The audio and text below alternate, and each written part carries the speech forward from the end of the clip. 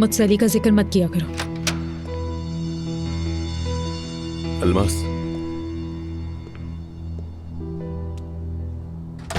देखा, लंबी उम्र है इनकी, नाम लिया और फौरन हाजिर हो गए। हम दोनों भी आप ही की बात कर रहे हैं। अलमास, मैं जा रही हूँ, कल सुबह तुम डिस्चार्ज हो जाओगी। कहाँ जा रही हो? अभी तो दिलचस्प बातें शुरू हुई थी। देखिए अली साहब, मैं आपके भतीजे की माँ हूँ, फिर भी अली साहब कहा है क्योंकि आदत है मुझे, लेकिन बाद में नहीं कहूंगी मैं। देखिए अभी आप आए हैं और जा रही है वो। अलमास, मेरी जाहिद से बात हुई थी। ओह देखा, अली साहब की तरफ से माजरत आने वाली है। देख रही हो तुम? वैसे नूर भी आपकी बात सुनने के लिए वहीं रुक गई है। अलमास, मुंह बंद करो अपना। तो फिर तो नूर बेकार में इंतजार कर रही है, क्योंकि मैं यहाँ पर माफी मांगने नहीं बल्कि तुम्हारी खैरियत लेने आया था। लेकिन ये थोड़ी ज्यादती है ना? वाकई आप सोचें जरा, क्या कुछ नहीं किया आपने मेरे साथ, मेरी बात का यकीन तक नहीं किया, और अब एक सॉरी तक नहीं निकल रही आपके मुंह से अली साहब।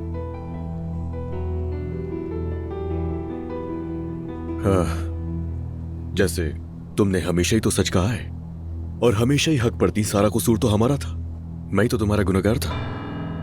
हमने तुम पर बिला वजह यकीन नहीं किया था, है ना? सही कहा ना मैंने? हाँ तो अलमास मेरी जान, तुम्हें जवाब मिल गया ना। और जैसे अली साहब ने अभी अभी कहा कि खुश भी देखने को नहीं बचा। कल सुबह मिलती हूँ मैं तुमसे।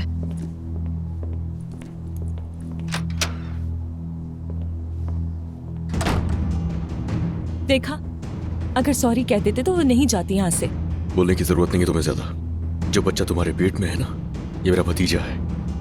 इसके लिए हमारे दिलों में बहुत इज्जत है। मगर ये बिल्कुल मत समझना, तुम पहले की तरह तुम कोई घर के अंदर फसाद नहीं फैलाओगी, समझ गई? तो मोहतात रहना। ये बात जाकर अपनी एक्स वाइफ से कहें अली साहब। और वैसे भी किसी धोखाधड़ी से, किसी फरेब से हमारा काम नहीं कोई। हम तो अब आराम से हैं। नूर, बात सुनो।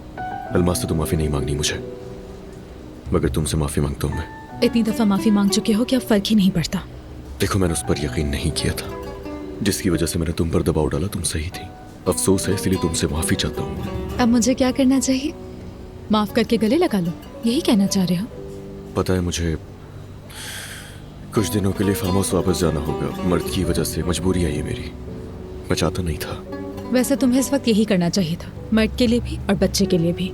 तुम जो सोच रही हो वैसा कुछ नहीं है। सिर्फ उस वक्त तक जब तक मर्द खुद को संभाल ना ले, बस कुछ ही दिन लगेंगे। तुम्हारी वजाहत देना बिल्कुल फजूल है। नहीं, बिल्कुल भी नहीं। मेरे लिए तो ये भी बेमायनी है, लेकिन खैर मुबारक हो।